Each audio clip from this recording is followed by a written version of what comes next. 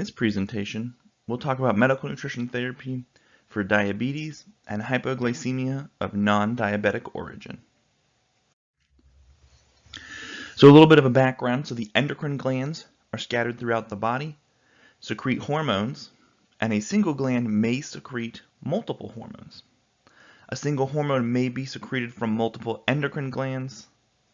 A single hormone may have more than one target cell, and a single target cell may respond to more than one hormone.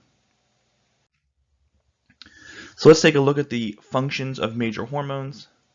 So hormones can function in reproduction and sexual differentiation, like testosterone and estrogen, growth and development, like growth hormone, homeostasis, like insulin and glucagon, and the regulation of metabolism and nutrient supply. Now again, just a little bit of a clarification on endocrine versus exocrine function.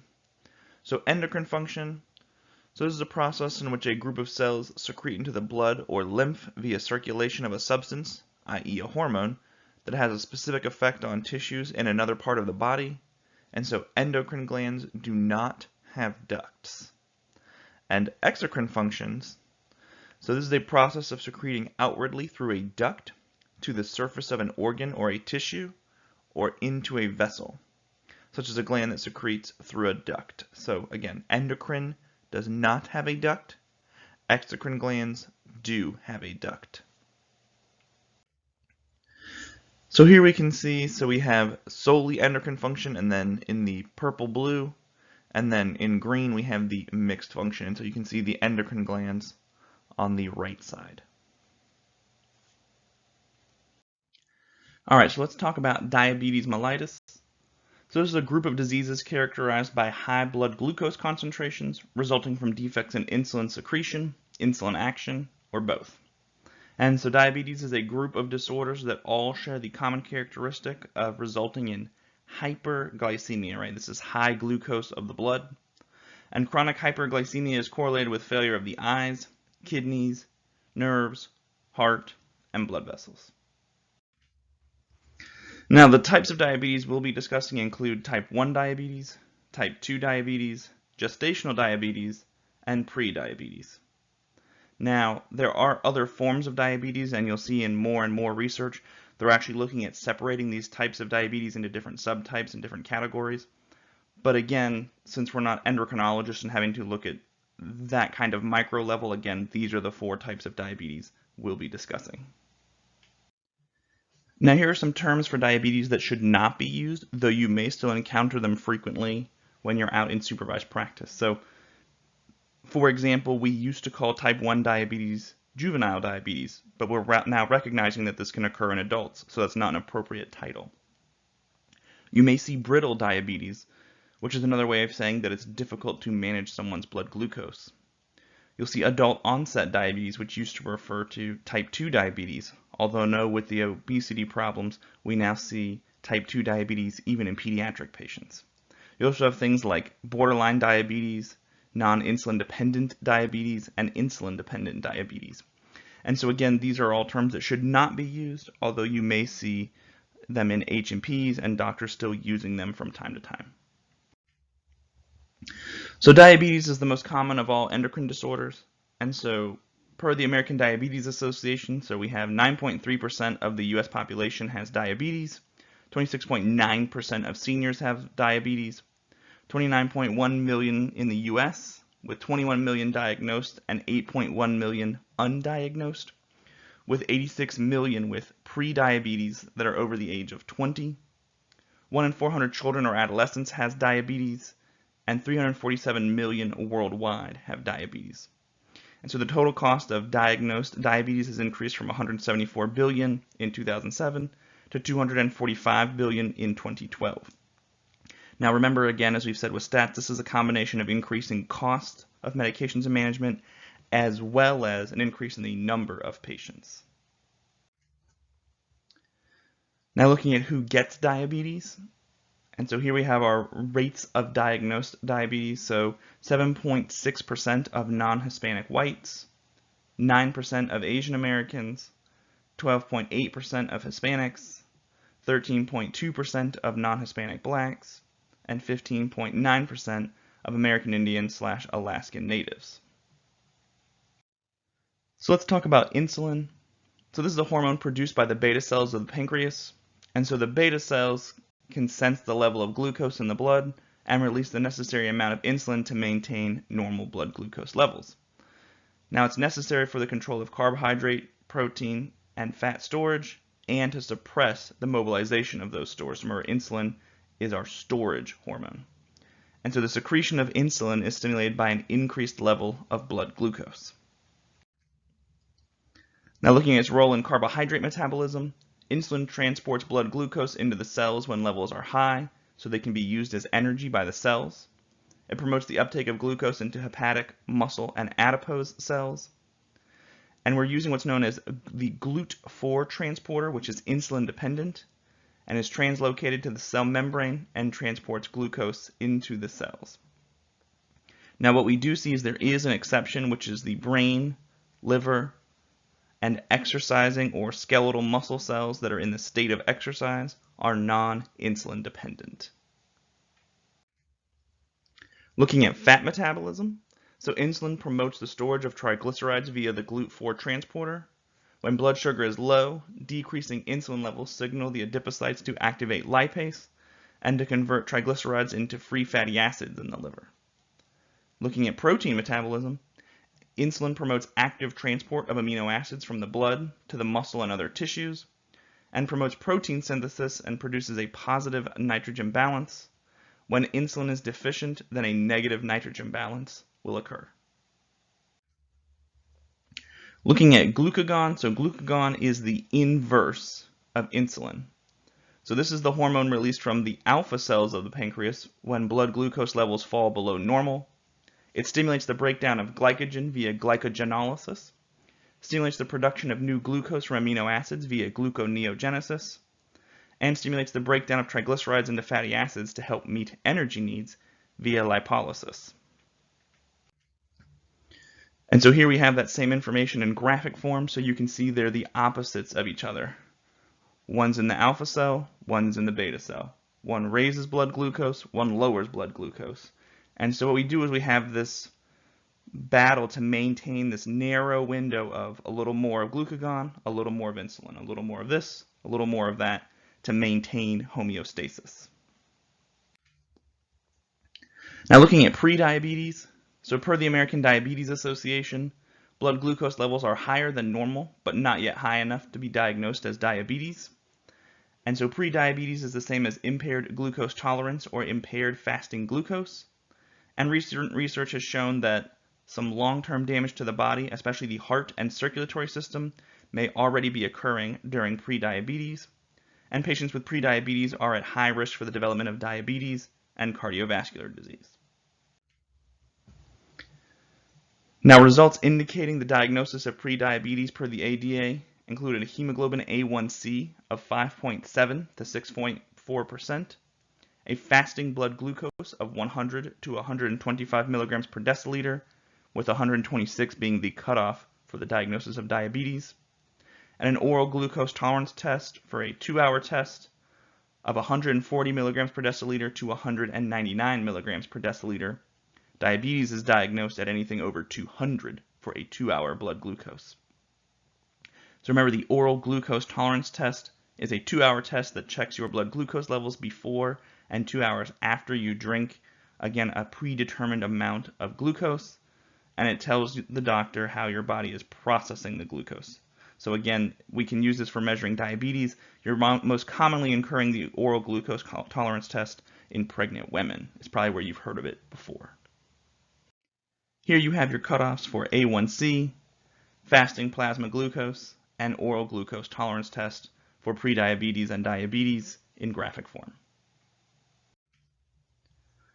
So people with prediabetes are often asymptomatic, and people with prediabetes are more likely to develop type 2 diabetes, but it's not guaranteed that they'll develop type 2 diabetes. For some people with prediabetes, early treatment can actually return blood glucose levels to the normal range, and research shows the risk can be lowered for type 2 diabetes by 58% by losing 7% of your body weight so for example, 14 pounds if you weigh 200 pounds, and exercising moderately 30 minutes a day, 5 days a week. Most people with prediabetes develop type 2 diabetes within 10 years unless they make significant lifestyle changes including weight loss and increasing physical activity. And our nutrition therapy for prediabetes includes limiting carbohydrates to 45 to 50% of energy, 20% of energy from protein, 30 to 35% of energy from fat, with adequate fiber and a focus on weight management. And here we can see again another graphic for our cutoff diagnoses for diabetes. So again, here we have our cutoffs for fasting and random. So again, a 10 to 12 hour fast for blood glucose versus a random blood glucose. And again, we have our cutoff for normal, prediabetes, and diabetes. Now we'll take a look at type 1 diabetes. So the primary defect of type 1 diabetes is beta cell destruction, usually leading to absolute insulin deficiency, resulting in hyperglycemia and insulin dependence. And so signs and symptoms of type 1 include polydipsia, polyphagia, polyuria, weight loss, dehydration, electrolyte disturbance, and ketoacidosis. Type 1 accounts for 5 to 10% of all diagnosed cases of diabetes, so it's much less common, and most cases are diagnosed in people under the age of 30, with a peak incidence at 10 to 12 years in girls and 12 to 14 years of age in boys. And it most frequently occurs in children and adolescents, but it is increasingly noted later in life, which again is why we've changed from juvenile diabetes to the term type 1 diabetes. Now looking at the pathophysiology, so we have an inability of the cells to use glucose for energy due to a lack of insulin, and this results in hyperglycemia. To compensate for hyperglycemia, excess glucose is lost in the urine because the kidneys can only filter out so much glucose from the blood. And so excess glucose in the urine, glycosuria, and frequent urination, polyuria, occur. A loss of fluid, so from the frequent urination, then stimulates the thirst mechanism, resulting in polydipsia, and the body responds to this lack of energy by promoting hunger. So remember, at a cellular level, you're still starving. So your cells have never gotten a signal that you've received food, so hunger continues to increase, and the patient has polyphagia. Now looking at the etiology, so there's two forms of type 1 diabetes. Now again, it doesn't really matter from a treatment standpoint so much as it just matters from the origin. So we have autoimmune. So we have autoimmune destruction of the beta cells, and at diagnosis, 85 to 90% of patients with type 1 have autoimmune antibodies. And then there's also idiopathic, which is the other remaining 15 to 10%. It just happens. Other risk factors include genetic factors that present susceptibility or protection. So some people may be more prone to getting type 1, others may be less prone. There's actually some genetic research that's going on right now. And environmental, so again, there's usually some kind of trigger. So it's very frequent after people have, for example, a severe case of the flu, and they have a genetic propensity, that all of a sudden they may develop the antibodies and then actually have the autoimmune destruction of the pancreas, leading to type 1 diabetes. Now we often have a honeymoon phase, which occurs after diagnosis and the correction of the hyperglycemia, metabolic acidosis, and ketoacidosis. And so endogenous insulin secretion recovers, and exogenous insulin requirements decrease dramatically for up to a year or longer. Intensive insulin therapy, along with MNT and self-monitoring of blood glucose from an early diagnosis, has been shown to help prolong this insulin secretion during the honeymoon phase. And beta cell loss, though, will be complete within 5 to 10 years after clinical onset, and therefore circulating antibodies will no longer be detected. So in essence, right, is that after we recover, we're able to maintain function for a little while, but eventually, right, the person will develop and the type 1 diabetes returns in full force. We also have amylin. This is a glucoregulatory hormone produced in beta cells and co-secreted with insulin. And so this acts by regulating postprandial blood glucose levels and suppressing glucagon secretion. And so patients with type 1 diabetes are in amylin deficient state. And we're also recognizing what's known as latent autoimmune diabetes in adults. And so this is a slow progressive form of autoimmune type 1 that's often confused with being type 2. And so adults with this condition have the HLA genetic susceptibility and autoantibodies and will eventually require insulin therapy. Now taking a look at type 2 diabetes. So type 2 diabetes is characterized by a combination of insulin resistance and beta cell failure. And endogenous insulin levels may be normal, depressed, or elevated, but are inadequate to overcome insulin resistance. And so insulin resistance is the decreased tissue sensitivity or responsiveness to insulin, which results in hyperglycemia. And so initially there will be a compensatory increase in insulin secretion in an attempt to maintain blood glucose levels. Looking at the epidemiology of type 2 diabetes, 90 to 95% of diagnosed cases of diabetes are type 2, and this occurs most frequently in adults, and type 2 is often present long before it is diagnosed.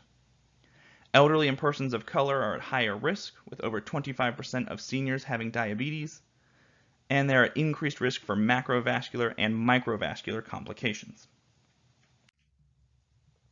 So looking at the etiology or the causes of type 2 diabetes is again a combination of genetic and environmental, but risk factors include a family history of diabetes, obesity, particularly intra-abdominal obesity, older age, a history of gestational diabetes, impaired glucose metabolism or prediabetes, physical inactivity, race, and ethnicity.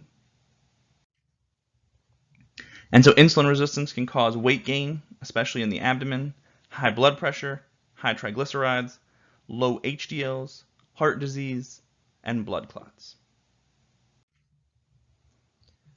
So again, looking at our pathophysiology or the effects on the body, so the tissues are insulin resistant, pancreas increases insulin production, and eventually the pancreas will lose its ability to produce insulin. So you're going to start off with insulin resistance, and if this goes on long enough untreated, then we will also still have pancreatic failure. We have insulin deficiency, the cells remain unable to take up glucose, and the patient develops hyperglycemia. Now the insulin response is inadequate in suppressing alpha cell glucagon secretion, resulting in glucagon hypersecretion and increased hepatic glucose production. So the liver actually releases glucose when it senses the cells are not taking up the glucose. Again, it doesn't understand why that's the problem, only that the cells still haven't gotten the signal that says, hey, I've received enough glucose. So your body actually produces even more glucose. And hyperglycemia develops due to excess glucose in the blood not being taken up by the cells, plus the additional hepatic glucose being released. GLP-1, or glucagon-like peptide, is a helper hormone located in the gut. And so this slows glucose absorption in the gut, tells the liver to stop making excess glucose, tells the pancreas to make more insulin when blood glucose is high, and tells cell receptors to allow glucose uptake. In the brain, GLP-1 attaches to an appetite receptor in the hypothalamus, which often decreases appetite and gradually reduces weight over time. So again, looking at type 1 versus type 2, so very different etiologies. So type 1, again, starts in childhood typically or young adulthood with sudden onset. Again, this is a lack of insulin production due to a loss of beta cells. Again, with currently no preventative measures recommended. With type 2, again, usually discovered in adulthood and often with no symptoms, with a gradual or insidious onset. Individuals produce insulin, but their tissues are insulin resistant, and again can be prevented or delayed with a healthy lifestyle, including a healthy weight, eating sensibly, and exercising regularly. Looking at gestational diabetes, this is a form of glucose intolerance first diagnosed during pregnancy. So this is about 7% of pregnancies. And immediately after pregnancy, 5 to 10% of women with gestational diabetes are diagnosed with type 2 diabetes. And women who have gestational diabetes have a 40 to 60% chance of developing diabetes in the next 5 to 10 years. Though again, lifestyle modifications can help reduce this risk.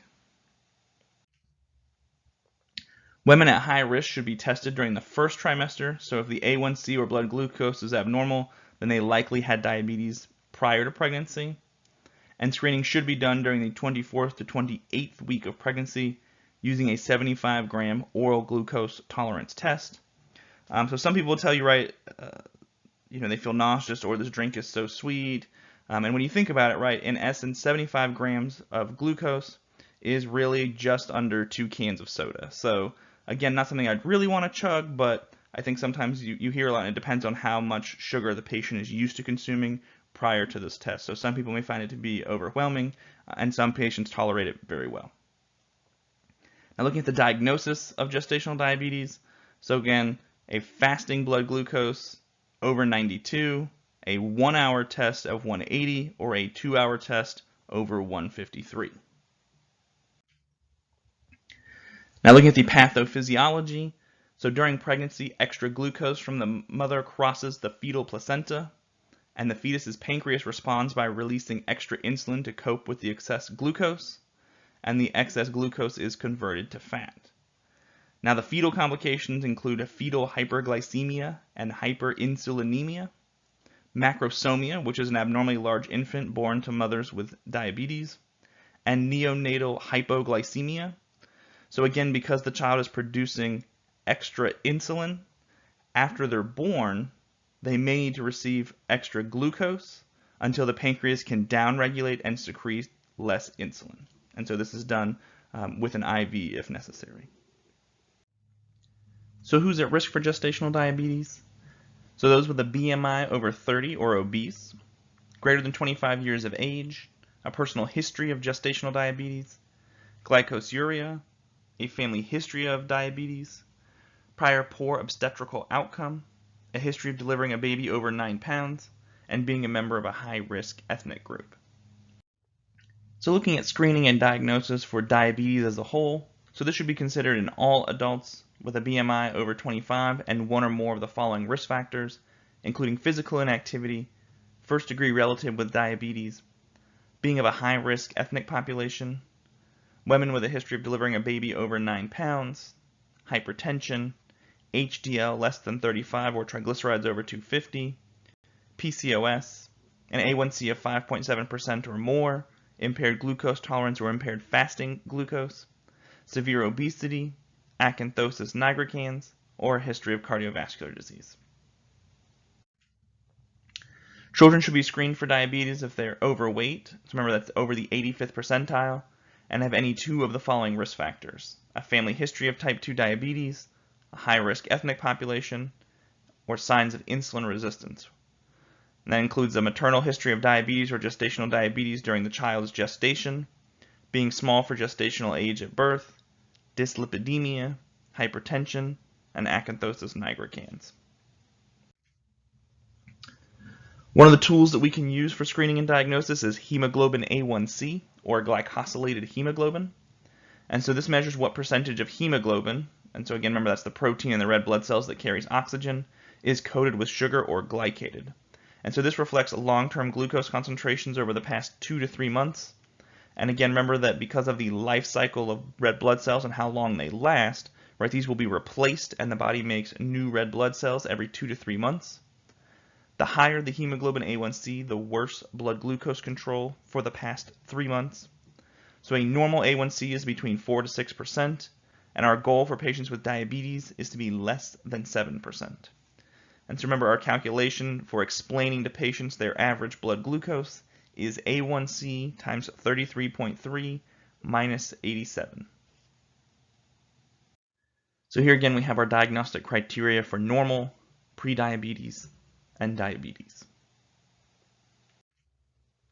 So looking at the management of prediabetes, so looking at the medical management, which includes metformin or glucophage. This is an anti-hyperglycemic agent that works by decreasing the release of glucose from the liver and increasing the effectiveness of insulin in patients with type 2 diabetes or prediabetes, and is most effective in patients with a BMI over 35 and less than 30 years of age.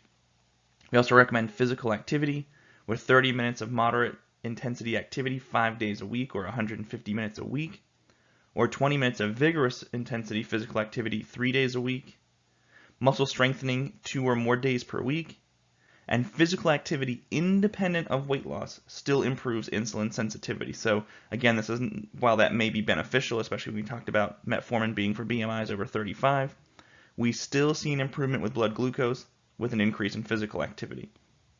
And if necessary or appropriate, bariatric surgery in patients with prediabetes.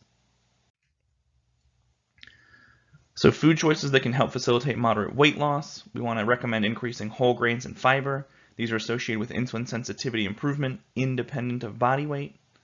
And moderated consumption of alcohol. So 1 to 3 drinks per day is linked with a decreased risk of type 2 diabetes, coronary heart disease, and stroke. But again, what we want to do is want to make sure that people aren't drinking more than that. We're not recommending that people start drinking. So if somebody who's not already drinking, we don't then just say, hey, start drinking alcohol. Now looking at the management of diabetes. So we have the Diabetes Control and Complications Trial of 2005, in which 1,400 subjects with type 1 diabetes received either intensive or conventional regimens of insulin therapy. And so we saw fewer long-term complications with more intensive blood glucose control, which again, you would have expected, but sometimes we need to prove and justify these things for medication regimens, cost, etc. There's also the United Kingdom Prospective Diabetes Study, and so blood glucose and blood pressure control decreased the risk of long-term complications in type 2 diabetes subjects. Again, this is something that we probably suspected, but it's not what you know, it's what you can prove. Looking at medical management, again with a focus on medication, insulin, physical activity, self-management, and education, we want to make sure that patients are minimizing their weight gain, which can then further increase insulin resistance. And looking at stress hormones, so focusing on cortisol, growth hormone, and epinephrine, as these can all counteract the effect of insulin. So cortisol can increase gluconeogenesis, so raising blood sugar. Growth hormone suppresses the muscle uptake of glucose or causes insulin resistance, and epinephrine stimulates the breakdown of glycogen, again leading to an increase in glucose. So we recommend 3 balanced meals with 1 to 2 snacks, and we want to make sure, and this is a big one, it's very strange for patients sometimes, which is that we don't want them to skip meals. So the thought is, if I skip a meal, then my blood sugar will stay low because I haven't eaten any food. But instead, the liver will compensate them again, remember, with that hepatic release of glucose and actually cause hyperglycemia because the patient skipped a meal. We want to make sure that they're spreading carbohydrates throughout the day. So again, if you're allowed 30 carbs at each meal, you can't just skip all those meals and eat 90 all at once. Do not do that. We want to make sure that patients understand that. Sugar-free does not mean carbohydrate-free, and no added sugar does not mean sugar-free or carbohydrate-free, and making sure that we are reading the food labels closely and teaching our patients how to read the food labels closely. Now, one of the things that we tried to get away from, because there's really no such thing as a quote-unquote diabetic diet, it's really based on the amount of carbs and the portion size. Now, you may still see this term in hospitals, and you'll see a diabetic diet for a diet order, but that's not really a thing, which is actually really frustrating to the dietitians. It's just not always up to us. Right, what we are focused on is what's known as a consistent carbohydrate diet, which again is the total amount of carbs at each meal. Now, that being said, one of the big unforgivable rules or things that we need patients to work on is sugary beverages. Again, because it's such a high quantity of sugar, and especially in such a small portion that combined with food, essentially that's one of the only rules when it really comes to managing blood glucose is sugary drinks are out.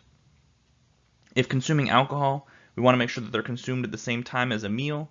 So again, the big concern here being is that, especially if they're taking medication to lower their blood glucose, when you drink alcohol, it will turn off the body's mechanism for breaking down and releasing glucose because its focus is on alcohol.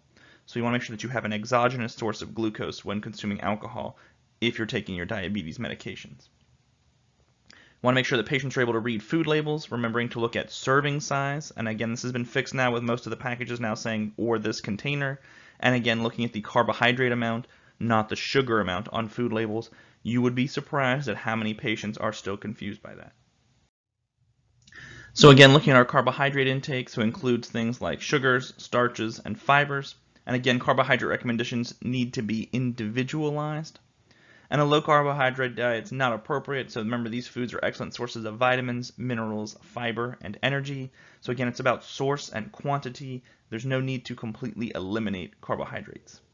And so a key strategy, right, is to monitor the total grams of carbohydrate using either carb counting, the exchange list, or again with experience in estimating portion sizes. Now, carb counting, the total amount of carbohydrate intake, not source, is the focus, and consistent amounts of carbohydrate at meals and snacks, with the goal typically being 45 to 60 grams per meal for females, 60 to 75 grams of carbohydrates per meal for males, with a 15 to 20 gram carbohydrate snack. Now for weight loss, we recommend 30 grams of carbohydrates per meal. And again, you can't bank them and save them up till the end of the day. So if I'm a female and I have 45 grams of carbs per meal, I can't save them up for 135, 140 grams all at dinner and eat them all at once, right? That will not regulate your blood glucose properly. Now 15 grams of carbohydrate counts as one carbohydrate choice and corresponds typically to 1 unit of insulin, right? The biggest thing here is that carb counting allows us to dose our medication. So the amount of carbohydrates one's going to eat then determines their pre-meal insulin. So for example, if somebody was consuming 60 grams of carbohydrates at a 15 grams, right, every 15 grams is 1 unit, then they would get 4 units of insulin.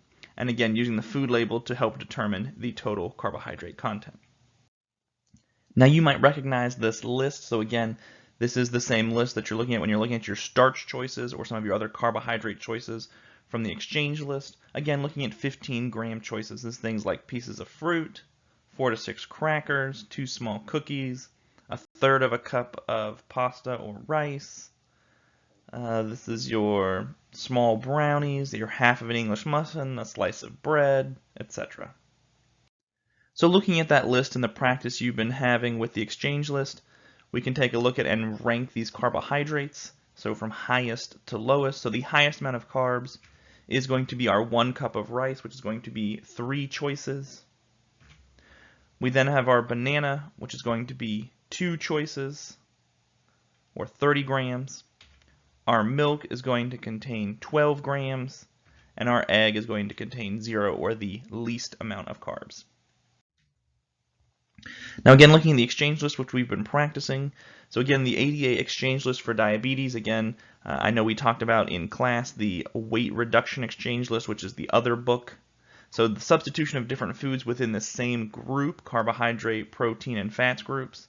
Again, each serving of food has about the same amount of carbs, protein, fat, and calories as other foods from the same category. Again, this has been around since about the 1950s. And again, it's supposed to allow more variety or flexibility for a patient's food choices, allowing the client or patient to choose foods from that list, and again, still meet their carbohydrate goals for their blood glucose or weight management. So here you can see an example, and again, so the doctor would have prescribed for you a daily pattern of, I don't care what you eat for breakfast, but make sure you eat 3 starches, 1 fruit, 1 milk, and 2 meat or meat substitutes and 1 fat. Now that could be 3 slices of bread and a fruit, so that could be 1 cup of oatmeal, that could be 3 slices of bread, that could be French toast, counting the bread, and we'll have to use the eggs from the meat, so on and so forth. But you get the idea is that it allowed flexibility for planning meals. And again, here's the master sheet. This is the one you need to memorize. The individual foods we'll continue to practice with, but this is the master sheet that you should memorize. So a couple of concepts we'll often get asked about when it comes to blood glucose management in diabetes is glycemic index and glycemic load. And so glycemic index was developed to compare the physiological effects of carbohydrate on patients' blood glucose. And this measures how quickly the blood glucose rises after consuming different types of carbohydrates. And glycemic load, we measure the glycemic index by the total amount of carbohydrate. So again, the index is just with a preset amount, and the load takes into account how much the patient ate at that meal. Now here we can see, right, the infamous high glycemic index versus low glycemic index foods. And so again, we see the spike in the blood glucose, and then the return to normal and the amount of time it takes to do so. Now here we have our high glycemic index foods. This is things like maltose, glucose, baked potatoes, french fries, rice flour, etc. And on the low end, right, we have our green vegetables, tomatoes, eggplant, zucchini, garlic, onions, etc. You also see fresh apricots, soy, peanuts, fructose, dark chocolate, split peas, lentils, etc. Now, the study showed no significant differences in A1C levels from low glycemic index versus high glycemic index or ADA recommended diets. And so according to the EAL, so the relationship between glycemic index and metabolic outcomes in patients with type 1 and type 2 diabetes. And so 15 short-term studies ranging from 2 to 12 weeks and one longer-term 1-year study reported mixed effects on A1C. That being said, right, if we looked at the foods that were on the low glycemic index, you'll notice that it was your fruits and vegetables. There are other health benefits to be had from low glycemic index foods than just blood glucose measurements. So again, there's still nothing wrong with eating more low glycemic index foods. It's just not a magic bullet for the treatment of diabetes. Looking at fiber, so recommendations are similar to those for the population as a whole at 25 to 35 grams a day, but most of the population is not meeting that goal. According to the EAL, there's inconclusive evidence that increasing dietary fiber will influence glycemic outcome in people with diabetes. But again, carbohydrates that are lower in fiber are typically higher in sugar, and fiber helps with feelings of satiety. So again, looking at that lower glycemic index, you saw higher fiber, higher micronutrients. So again, there's still benefits, but again, fiber is not a magic bullet for treating diabetes. Looking at sucrose, we recommend avoiding in large amounts, and if included in the meal plan, it should be substituted for other carbohydrate sources, which is just to say that you have to count for it. You can't just eat all of your food and then drink sucrose in a beverage. Now, if added to a meal plan, it needs to be adequately covered with insulin or other glucose-lowering medications. So again, if you do drink a soda, you have to take your insulin for it. Again, we still don't recommend this, but if you're not going to listen to anything else, at least take the medication coverage for it. And remember that fructose still has 4 calories per gram, and even though it has a lower glycemic index, large amounts can have an adverse effect on plasma lipids. So looking at alternative sweeteners, so reduced calorie sweeteners produce a lower glycemic response and contain less calories at approximately 2 calories per gram. And this includes things like sugar alcohols like sorbitol, mannitol, xylitol, and tagatose. And consuming large quantities, though, may cause GI discomfort. And so again, these are approved and regulated by the FDA. We also then have non-nutritive sweeteners, which have acceptable daily intake levels defined by the FDA. And these include things like saccharin, aspartame, neotame, asulfamine K, and sucralose. Looking at protein intake for diabetes, we recommend about 15 to 20% of total calorie intake. Helps patients feel fuller longer, although we do want to make sure that they're avoiding an excessive protein intake. No long-term effects on insulin needs. Again, technically protein does release some amount of insulin, but again, it's not a significant amount. And it does not, though, slow the absorption of carbohydrates. Looking at dietary fat, so cardioprotective nutrition interventions should be implemented since those with diabetes are at a high risk for cardiovascular disease, right? So many patients with diabetes really are dying from cardiovascular disease rather than the diabetes itself. Looking at alcohol recommendations, so same precautions for the general population with 1 drink a day for women and 2 drinks a day for men. An alcoholic drink should be included in addition to a meal plan, so the idea is not that, oh, if I drink a lot of beer, I can count the carbs, and then I don't eat the carbs from my food, right? That's not how you want to do this. And so there is the risk of alcohol-induced hypoglycemia, especially in patients with type 1, and alcohol, though, does not require insulin to be metabolized. Now, excessive alcohol on a regular basis, though, can contribute to hyperglycemia, but 1 to 2 drinks a day for patients with diabetes is associated with a decreased risk of coronary heart disease.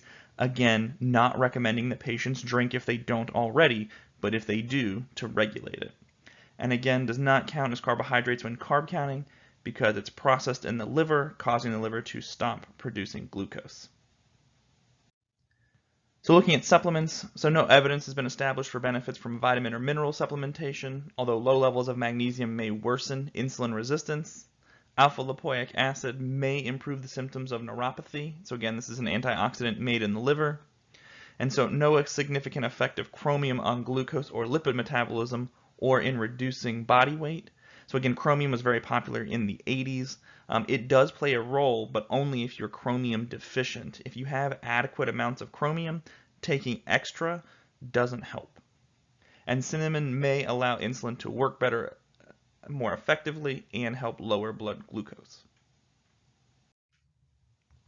Looking at physical activity in patients with diabetes. So again, we're looking at several benefits, including enhanced glucose uptake, improved glycemic control, represented as A1C, improved insulin sensitivity, improved lipid levels and blood pressure, reduced risk of development of cardiovascular disease, improved coping and stress management, reduced feelings of depression, weight control, improved physical fitness, and enhanced quality of life and well-being.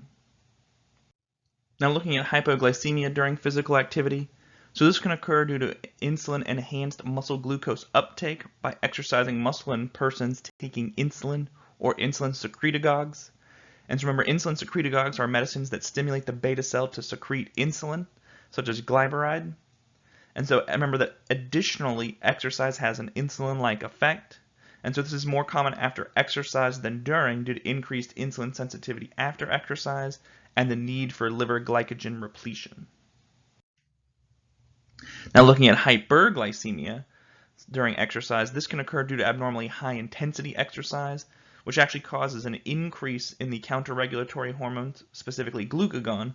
And so hyperglycemia occurs because the hepatic glucose release exceeds the rise in glucose use. So in essence, you're working out so hard, your body actually releases additional glucose that you then aren't actually using. And so elevated glucose may extend into the post-exercise state. So again, our recommendations for physical activity and exercise is that it be an integral part of the treatment plan for those with diabetes. There is the risks of hyper and hypoglycemia, although they can be monitored and pretty well controlled and accounted for. Blood glucose should be monitored closely initially, especially when trying to find out your response to exercise. Adjustments made in carbohydrate intake and insulin, so we recommend adding 15 grams of carbohydrate for every 30 to 60 minutes of activity, and added carbohydrates if pre-exercise blood glucose is less than 100, and decreasing of 1 to 2 units of insulin or more if prolonged vigorous exercise. And again, making sure that our patients or clients are planning ahead, bringing a snack, a Gatorade, etc. should they need it. And again, those exercise recommendations are 150 minutes a week of moderate intensity aerobic exercise or 90 minutes a week of vigorous intensity aerobic exercise. Again, physical activity should be over 3 days per week with no more than 2 consecutive days without physical activity. Resistance training a minimum of 2 but preferably 3 times per week. Combining aerobic and resistance training is beneficial for adults with type 2 diabetes. And healthcare providers, though, need to assess patients for risk of injury or contraindications for certain types of exercise. AKA, just don't forget patients have other medical conditions besides diabetes, and don't forget to account for those, especially if you're making recommendations or referring them to someone else to make recommendations.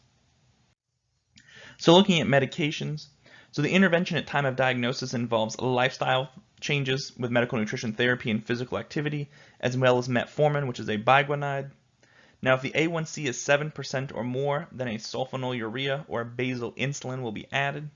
And so all individuals with type 1 and some with type 2 no longer produce adequate endogenous insulin and will require insulin replacement therapy. So taking a look at medications, glucose-lowering medications have different mechanisms of action and can be used alone or in combination. And so again, while this list is quite current, realize that new drugs come out every year, right? This is a health crisis that is not going away, so more and more drugs are coming out in an attempt to either reduce side effects or find better ways to improve blood glucose control. So some of these drugs will either promote, stimulate, or enhance insulin secretion. Some will improve insulin sensitivity, suppress hepatic glucose production, decrease glucagon production, or delay carbohydrate absorption. So we'll take a look at biguanides. So the most famous example being metformin or glucophage. So this suppresses hepatic glucose production, but the major side effects include GI disturbance in the form of explosive diarrhea and weight loss. And so again, we recommend taking with food to minimize the GI side effects, and avoiding excessive alcohol, as alcohol with glucophage can lead to lactic acidosis. Again, we recommend patients start with a low dose because of the GI symptoms and build up tolerance. But the good news is this drug is very, very cheap. And so even when it's not covered by insurance, right, this is one of those free or $4.99 medications at Publix and Walmart. Looking at sulfonylureas, so we have things like glipizide or glyburide. And so these promote insulin secretion from the beta cells. Some of the side effects include weight gain, and one of these side effects also includes the possibility of hypoglycemia, right, the medication working too well. Again, another major benefit is cost effectiveness, as this drug is very cheap. Thiazolidine diones, these are drugs like Actos, and so these decrease insulin resistance in peripheral tissue, thus enhancing the ability of muscle and fat cells to take up glucose. Side effects include weight gain and edema, but it can actually help improve lipid profiles. Looking at glucagon-like peptide 1 agonists, these are drugs like Byetta and Victoza, and so these enhance glucose-dependent insulin secretion and suppress postprandial glucagon secretion. Side effects include weight loss and GI disturbances, and the one thing to consider though is that this medication along with insulin also requires injection. Looking at alpha-glucosidase inhibitors, these are things like acarbose and miglitol, and so these inhibit enzymes in the small intestine that digest carbohydrates, thus causing a delay in carbohydrate absorption. Side effects, though, include flatulence, diarrhea, cramping, and abdominal pain. And issues include that the patient may need to lower the dose to alleviate the GI symptoms. Looking at glynides like repaglinide, so causing brief episodic stimulation of insulin secretion from beta cells. Side effects include weight gain, and this only works in the presence of glucose and is a less potent drug. Looking at dipeptidyl peptidase 4 inhibitors, this is things like sitagliptin or Januvia. This prolongs the effects of GLP-1 and GIP, which are the main intestinal stimulants of insulin, and so these drugs are well tolerated, but they are less potent. Amylin agonists like pramlintide or Simlin decreases glucagon production, which decreases mealtime hepatic glucose release and prevents postprandial hyperglycemia. Side effects though include dizziness and upset stomach, and issues include that it's an injection that has to be given before meals to slow gastric emptying, but it is approved for use in combination with insulin. So we go from looking at our different categories of medication to now moving into our next major category, which is going to be insulins. And so when we talk about all insulins, we have three characteristics to discuss, which is onset, peak, and duration. So when it starts working, when it's most effective, and how long it lasts. Now, most of the time, what you're going to see is that the concentrations are going to be in U100, which means there's 100 units per 1 milliliter. And it comes in syringes or pens. And so syringes, right, this is your classic syringe and vial. And so these, of course, these syringes are only used once. And these are designed for 100 units of insulin, so they're very, very small. Pens are refillable and reusable.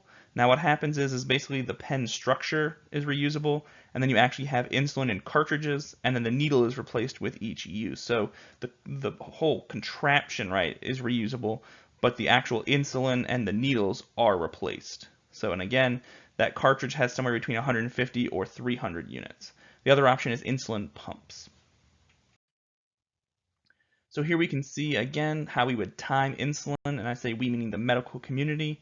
And so what you have is you have these peaks, where again it's based on somebody's food or meal times, but then you also have a basal coverage, which is acting as a little bit of insulin at all times.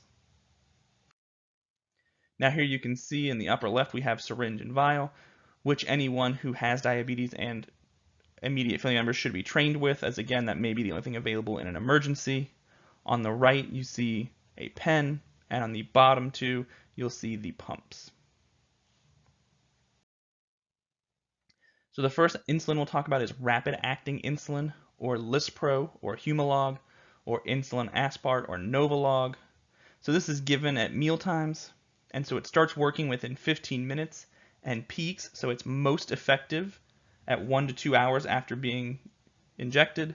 It lasts for 3 to 5 hours, and it does result in fewer hypoglycemic episodes than regular insulin.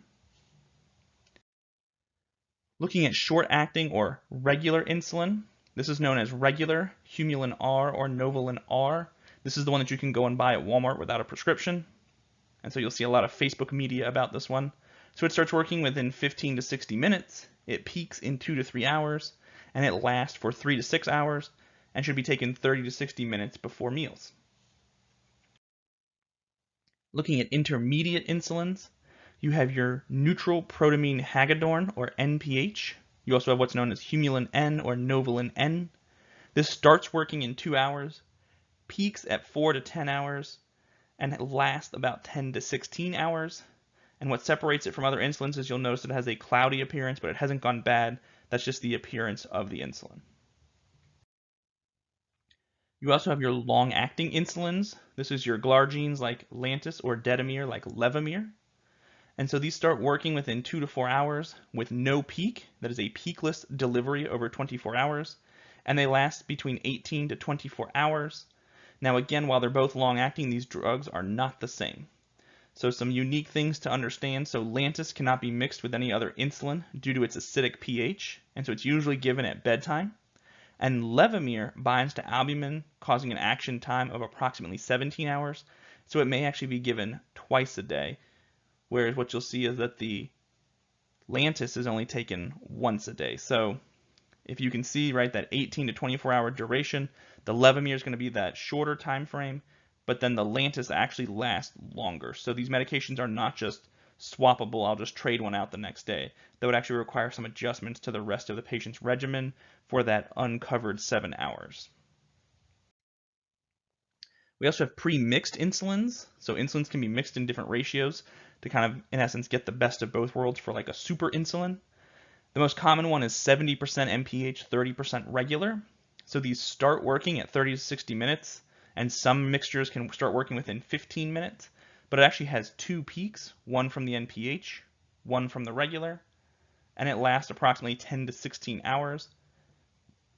But because of those peaks, you have to eat at specific times based on when those peaks will occur. Otherwise, you could have unwanted hypoglycemia. But we recommend that patients take this within 15 minutes of their first and last meal of the day, and then plan to eat right at those predetermined times. So here we have a nice cheat sheet for the different types of insulins. I would probably put this in my pocket guide.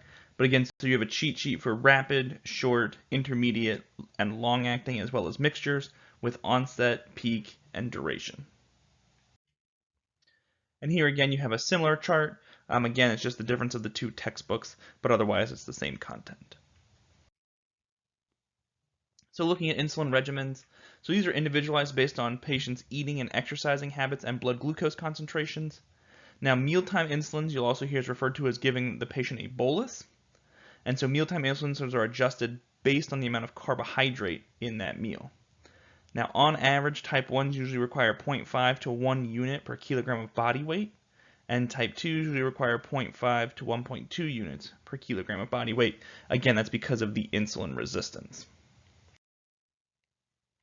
Now again, we would never do this, but a lot of times people ask, how do they determine someone's baseline dosage of insulin? And so this is how the endocrinologist would do it.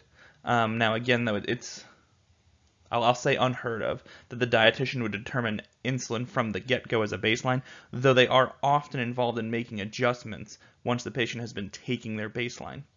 So here you can see the equation, so based on the condition, and so again you multiply that by the body weight, to then find the units of insulin that are needed. Now remember, the endocrinologist, right, that's the physician that diagnoses and treats diseases of the endocrine glands or the endocrine system.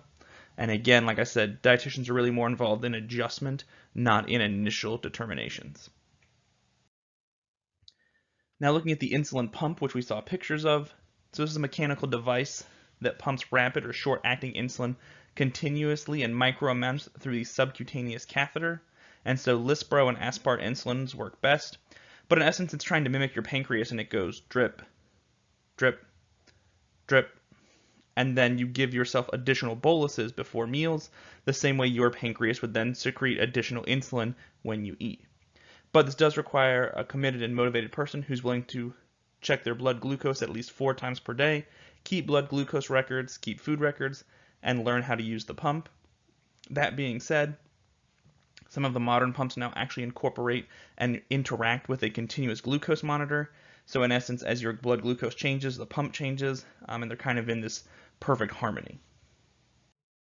So looking at insulin dosages, so these can be fixed, where the dose of insulin is not adjusted, and this synchronized the insulin with food intake.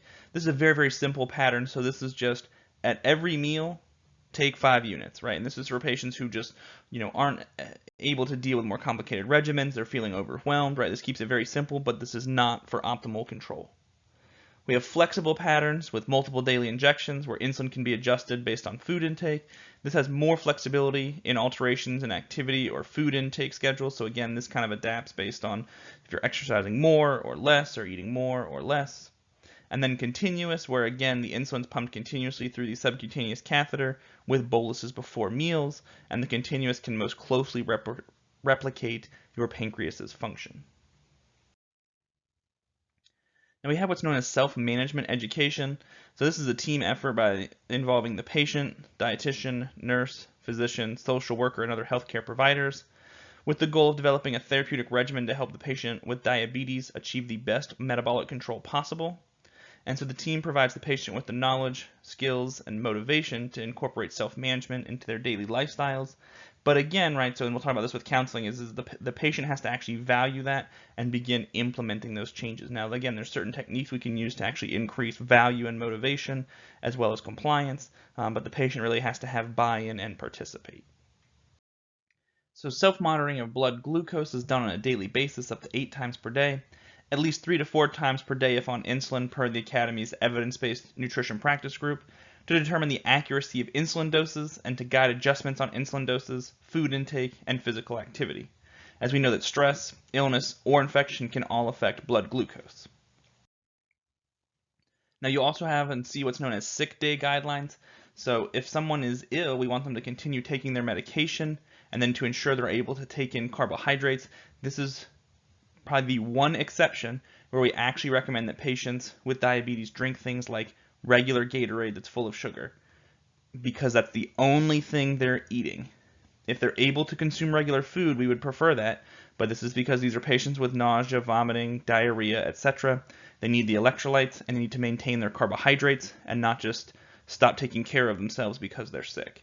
So again, we recommend that patients have a quote-unquote sick day kit that includes things, like I said, like regular Gatorade or Pedialyte that has the actual glucose in it. Now looking at continuous glucose monitoring. So again, this uses a tiny sensor inserted under the skin to check glucose levels in tissue fluid, and the sensor stays in place for several days to a week and then is replaced, and a transmitter sends information about glucose levels via radio waves from the sensor to a pager-like wireless device. The user then must check blood samples with a glucometer to program the device, and because currently approved continuous glucose devices are not as accurate and reliable as standard blood glucose meters, users should confirm glucose levels with a meter before making a change in treatment. And these are more expensive than standard blood glucose monitors. So you can literally buy a very, very high quality, accurate blood glucose monitor for 20 bucks at any Walgreens, Walmart, etc. This is the wave of the future, and this is where we're going with continuous glucose monitoring. It's not nearly as cheap, and so the good ones are very expensive. So looking at A1C, so A1C tests should be done at least twice per year, quarterly if therapy has changed or the patient's not meeting glycemic goals. This provides the best available index of overall diabetes control, and A1C levels of 4 to 6%. Again, that's somewhere between 70 to 126 milligrams per deciliter, which is a goal for a person without diabetes. And again, that each 1% change, approximately 28 to 29 milligrams per deciliter. So again, I know in our equation, I think it was 33.3, but then you have the adjustment factor, but it's somewhere in that 28 to 30s range for looking at percentages. Looking at other monitoring, so ketones can be detected by urine or blood testing, and this should be done during times of illness or when blood glucose is consistently over 240, and the presence of a large amount of ketones may require an insulin adjustment. Lipids should be measured at least annually. Again, we're concerned about cardiovascular disease in patients with diabetes, and blood pressure should be measured at every routine diabetes visit. Now looking at MNT reimbursement for diabetes. So reimbursement for MNT for patients with diabetes. So Medicare reimburses the dietitian for MNT for diabetes management, and research supports MNT as effective therapy in achieving diabetes treatment goals. And the Academy's evidence-based nutrition practice guidelines are in place for type 1 and type 2, so you can check that on the EAL. And outcome studies have reported decreases in A1C levels at 3 to 6 months ranging from 0.25 to 2.9%, depending on how bad, of course, the patient's blood glucose control was prior to the education. Now looking at implementing the nutrition care process, so MNT may be provided in individual sessions or group sessions. And so the Academy's evidence-based nutrition practice guidelines recommend MNT be provided by an RD in an initial series of 3 to 4 encounters, each lasting 45 to 90 minutes, and the series should be completed within 3 to 6 months. We recommend at least one follow-up encounter annually, and cardiovascular disease prevention and treatment should also be addressed. Again, that's what is the biggest mortality risk for most patients with diabetes. So our goals for nutrition therapy, we want to obtain optimal metabolic outcomes with glucose, lipids, and blood pressure, reduce the risk of complications, and slow the progression of the disease. And the biggest thing is just making sure the patient understands this is a lifelong commitment, right? You don't just get over diabetes in a couple weeks, right? This is a continuous change in lifestyle. So looking at the nutrition care process for our patients with diabetes and assessment, so the Academy recommends 3 specific areas for diabetes assessment. So again, looking at food intake, medication, metabolic control, anthropometric measurements in physical activity, looking at glycemic control, and assessing the relative importance of weight management if the patient is overweight or obese. And so here you can see, again, this is a table that kind of displays that information that we're focused on. Again, looking at our food and nutrition related history, our anthropometric measurements, and then our biochemical data that's of biggest concern in patients with diabetes. So looking at our diagnoses for patients with diabetes, so common examples include inappropriate intake of carbohydrates, altered nutrition-related lab values, food and nutrition-related knowledge deficit, undesirable food choices, and a lack of desire to manage self-care.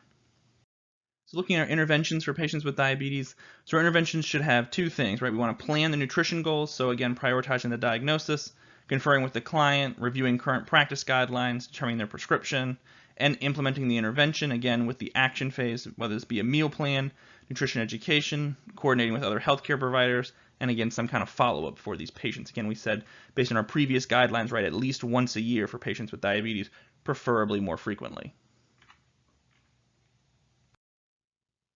So looking at interventions selected by the RD, this is things like reducing energy intake, reducing fat intake, carbohydrate counting, simplified meal plans, healthy food choices, using an exchange list, modifying the insulin to carbohydrate ratio, increasing physical activity, and other behavioral strategies. Next, we'll talk about insulin to carbohydrate ratio. So we've kind of talked about this or alluded to this throughout the presentation. So looking at things like exchange list or carb counting, where again, the patient's getting 15 grams of carbs and 1 unit of insulin for each choice or each 15 grams of carbs. So again, this ratio tells us how many units of insulin you need to cover a specific amount of carbohydrates. So for example, if the ratio is 1 to 12, then a patient would need 1 unit of insulin for every 12 grams of carbohydrates. And again, we looked at that initial calculation for total units for dosage and coverage. But again, doctors may have their own individual plans they use based on experience or based on their knowledge of the patient. But again, we kind of find a starting dose and then adjust, right? So patients will be found to be more or less insulin sensitive, have more or less insulin sensitivity, and need adjustment. So here we see a non-digital version, right, of the exchange list. And again, right, this is the part that you have to memorize, which is the basics for each of these, their corresponding macronutrients and calories. And then from here, right, we would see how a patient has their meal plan for the entire day. And so again, from here, what we're focused on is we can see the total amount of calories from carbohydrate, but also the total grams. And then we can also then calculate is the total amount of carbohydrate at any one specific meal, which again would then correspond with appropriate coverage if needed. So looking at education and counseling for patients with diabetes, again, we'll talk more about this next month, but we need to be sensitive to personal needs and willingness to change. And the goal of the counseling is to facilitate changes in existing food and nutrition related behaviors and in the adoption of new healthy behaviors. And so the 5 A's can help guide education and counseling with ask, assess, advise, agree, and a range. We'll talk more about how you can use those even more effectively next month. And again, the client should be keeping food and blood glucose records. Otherwise, how do we know what to fix and work on? Looking at monitoring and evaluation, again, looking at food intake, medications, blood glucose, lipids, blood pressure control, anthropometric measurements, level of physical activity. Again, documentation in the medical record serves as a communication tool for the healthcare team, as well as, again, remember this is a legal document which can be done to support reimbursement. So again, because there actually is reimbursement for diabetes, the government can ask then for a copy of your records to see what you're actually doing and if you are being effective. And so follow-up appointments, again, should provide encouragement and ensure realistic expectations. So again, remembering that it takes 2 to 3 months to see an A1C improvement. So even if they follow the diet for the next week or 2 weeks and they come back to you, right, their A1C is no different yet. Now looking at complications of diabetes, so we have acute complications like hypoglycemia and hyperglycemia and diabetic ketoacidosis. We also have long-term changes like macrovascular diseases, which involve the large blood vessels, including metabolic syndrome, dyslipidemia, and hypertension, and microvascular diseases, which involves the small blood vessels, including nephropathy, retinopathy, and neuropathy.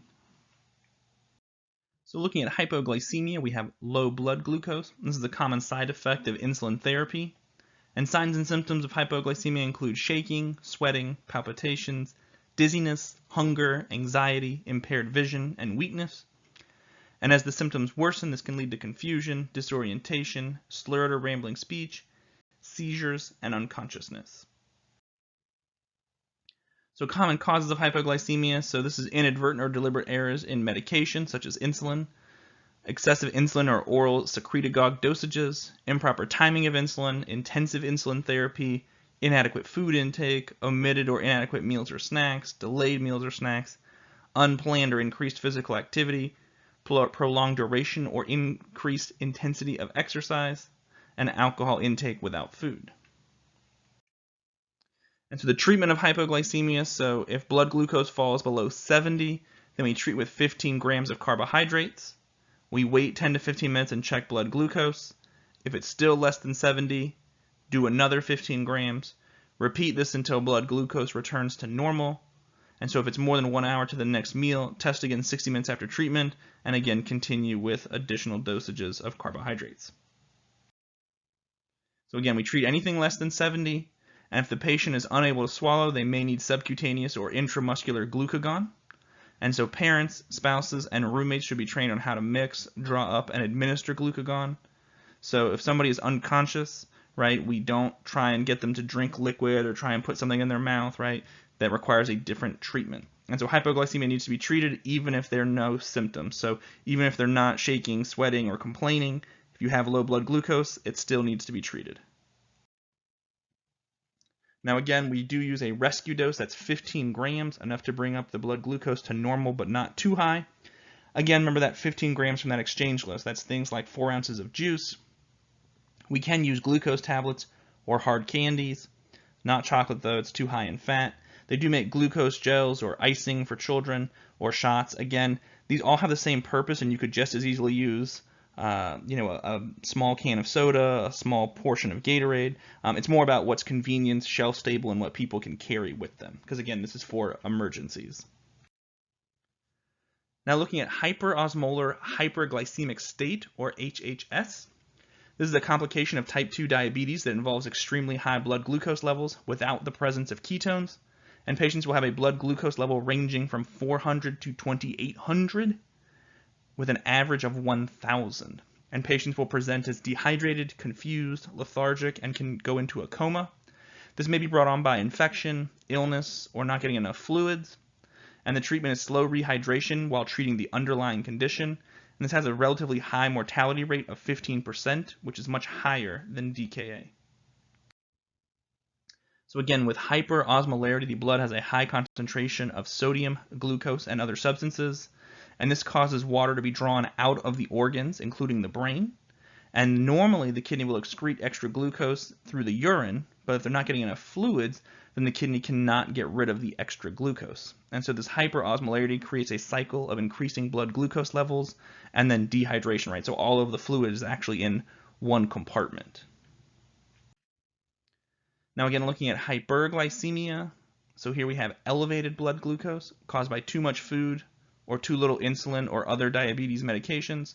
Other causes, though, include stress, illness, infection, pain, corticosteroids, and antibiotics. And signs and symptoms include polydipsia, polyphagia, polyuria, blurred vision, drowsiness, dry skin, and poor wound healing. Now we also have, we said in contrast to HHS, is DKA, or diabetic ketoacidosis. So this is a severe form of hyperglycemia that is life-threatening but reversible, and DKA is always caused by inadequate insulin for glucose use. And so the body is forced to depend on fat for energy, and ketones are formed. Acidosis results from increased production and decreased use of ketones. So specifically, we're looking at acetoacetic acid and 3-beta-hydroxybutyric acid from fatty acids, and these ketones will spill into the urine.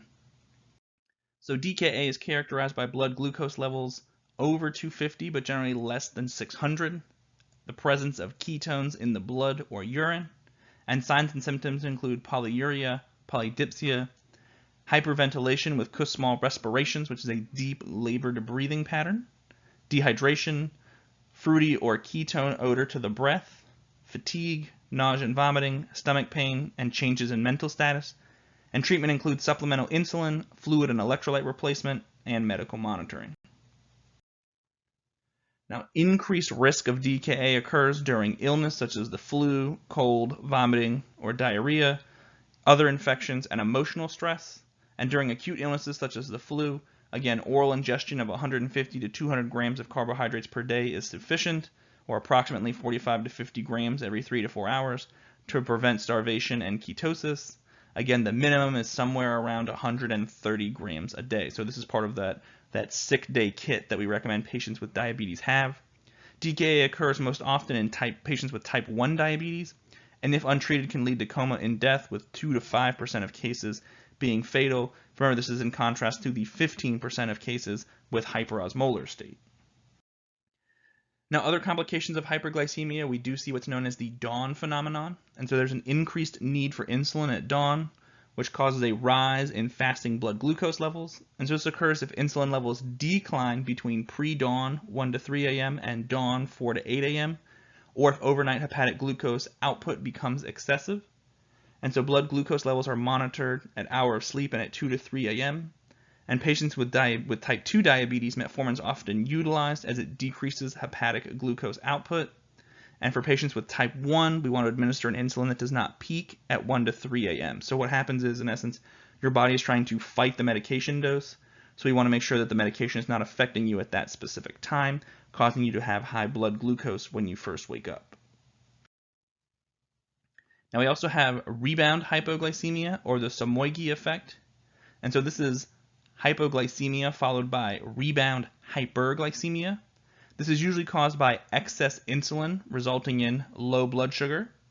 And then counter-regulatory hormones are secreted during this hypoglycemic phase, which increases the liver's output of glucose and then raises blood glucose.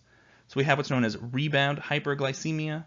Now the problem is that if rebound hyperglycemia goes unrecognized, then what happens is that the doctor or the nurse will continue to increase the insulin dose, which then causes a cycle of over-insulinization. So in this case, extra insulin is not the treatment for the high blood glucose, but instead we actually need to give low insulin in the first place so the rebound does not cause that hyperglycemia.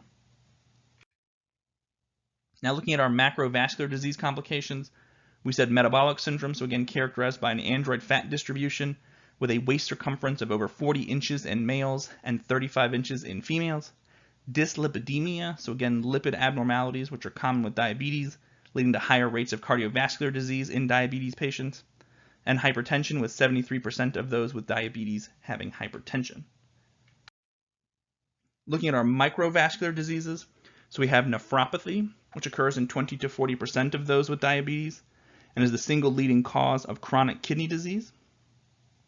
Half of patients receiving dialysis also have diabetes, and here what we see is hyperglycemia causes changes in the structure of blood vessels of the glomerulus, which results in decreased filtering ability and increased permeability.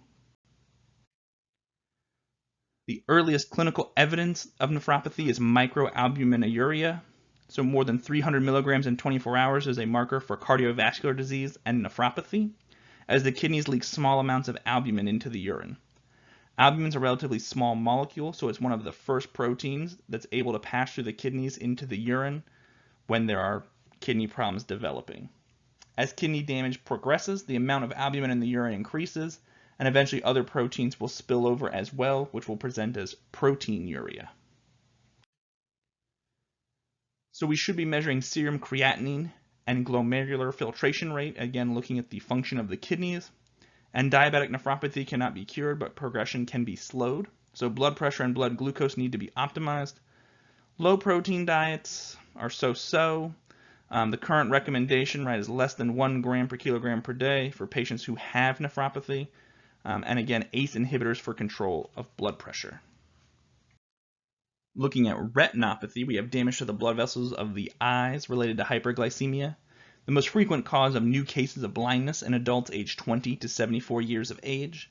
Prevalence is associated with how long someone has had diabetes, and it's likely if they also have nephropathy.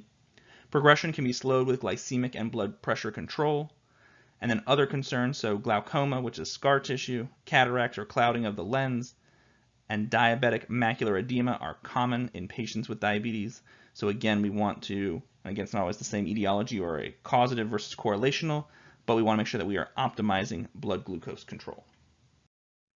And looking at neuropathy, we have nerve damage caused by chronic hyperglycemia, and 60 to 70% of patients with diabetes have some form of nervous system damage.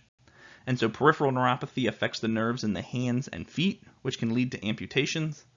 And there's also autonomic neuropathy, which affects the nerves controlling various organ systems. So the GI tract can have nerve damage, which can cause issues in the esophagus with nausea and esophagitis. In the stomach, this can lead to unpredictable emptying patterns with gastroparesis or delayed gastric emptying. In the small intestine, we can have decreased absorption or a loss of nutrients.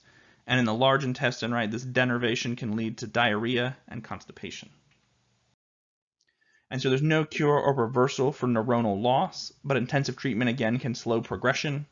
And so our nutrition is focused on small frequent meals, low in fat and fiber, and liquid meals may be recommended, again depending on the severity of the GI tract symptoms. Frequent blood glucose monitoring to determine appropriate insulin therapy, and prokinetic agents to treat gastroparesis. So again, the most common being Reglan and erythromycin. Although again, because of the side effects, these can't be used long term. So we also have gastric electric stimulation, where electrodes are implanted into the stomach. And so the same way somebody would have a pacemaker for their heart, this is in essence a pacemaker for the stomach and digestion. Now we also have hypoglycemia of non-diabetic origin. And so it's a clinical syndrome with diverse causes in which low levels of plasma glucose eventually lead to neuroglycopenia, or a shortage of glucose in the brain. And so in a small number of people, blood glucose levels can drop too low, depriving the brain and nervous system of glucose needed to function.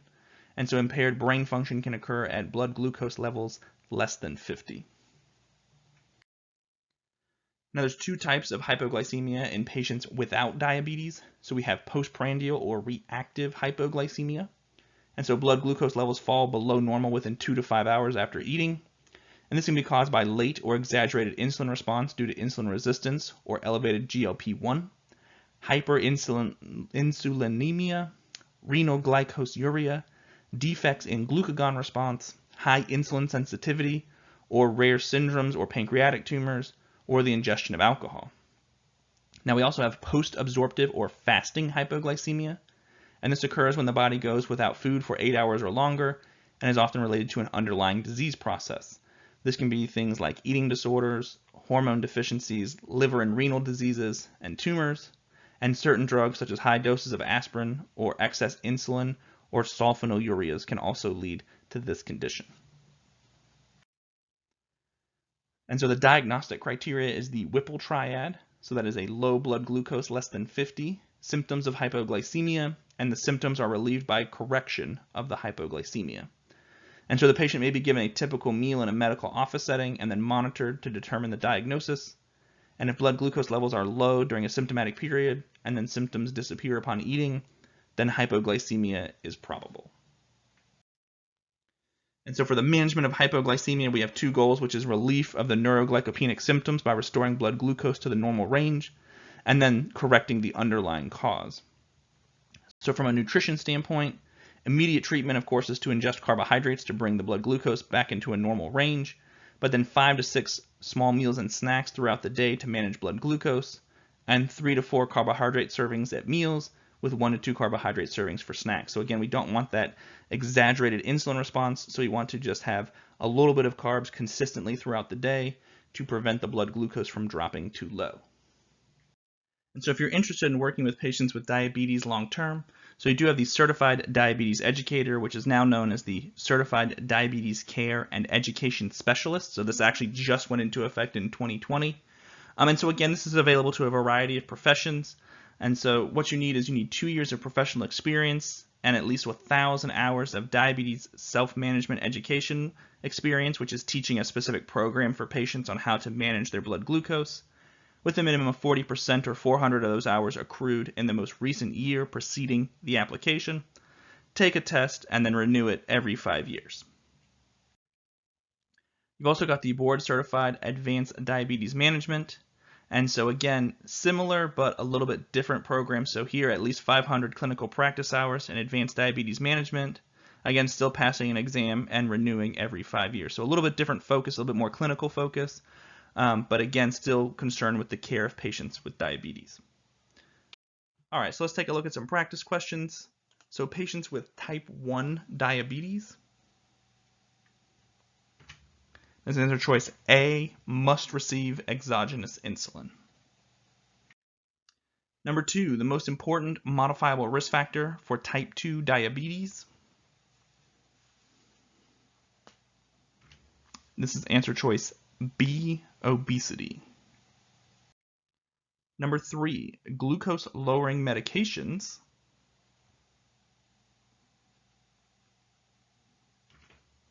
Can do all of the above. Number 4, women who develop gestational diabetes